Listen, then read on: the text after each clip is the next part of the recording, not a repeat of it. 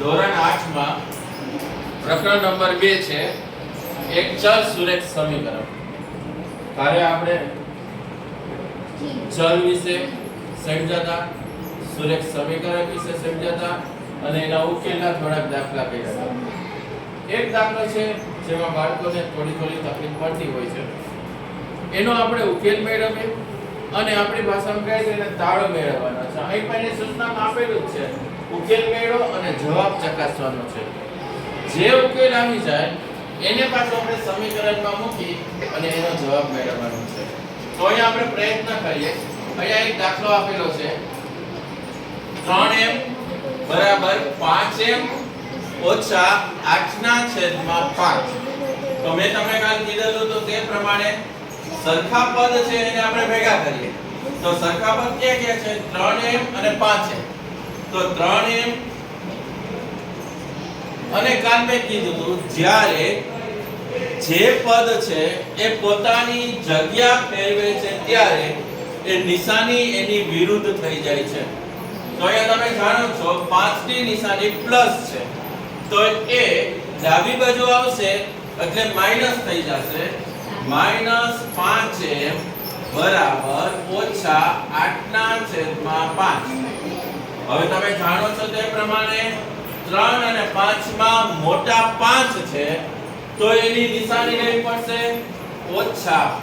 5 માંથી 3 જશે એટલે કેટલા વધશે? તો કે 2 વધશે. 2a બરાબર ઓછા 8/5. હવે બંને બાજુ ઓછાની નિશાની છે એટલે પ્લસ થઈ જશે. તો 2m = 8/5. આ m નો જે સહગુણક છે એ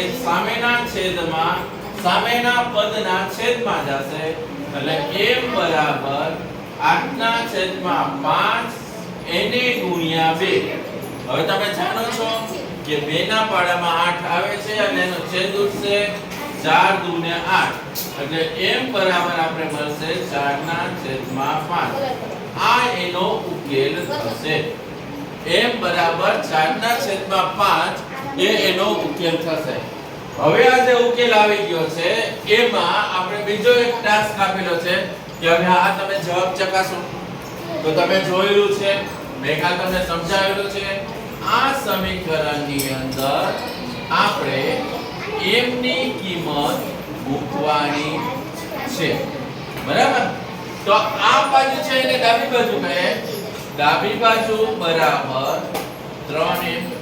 આપણે m બરાબર કેટલા આવ્યા છે? 4/5. તો અહીંયા 3 ગુણ્યા 4/5 12/5 થશે, કારણ કે 4 તેરીને 12. હવે આપણે જમણી બાજુ ચકાસીએ તો શું થાય જોઈએ? બરાબર 5 ગુણ્યા m એટલે કેટલા આવ્યા છે? 4/5 ઓછા 8/5. તો શું થશે? હવે તમે જાણો છો તે પ્રમાણે 5 ચોકને 20, આ બંનેનો ગુણાકાર. 5 ચોકને 20 એટલે આ બંનેનો ગુણાકાર થશે. ત્યારબાદ ઓછા 8 અને છેદ 5 રહેશે.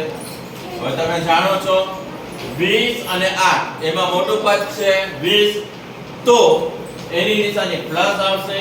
20 માંથી 8 જશે એટલે 12 વધશે.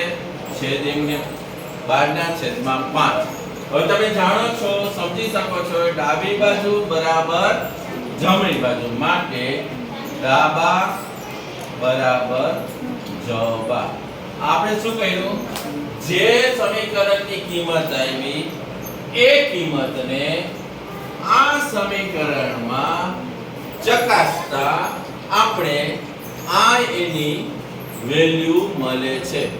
આવી જ રીતે 9 દાખલા છે આપણે 2.1 ના તે ગણવાનો પ્રયત્ન કરવાનો છે અને તમને આવડી જશે.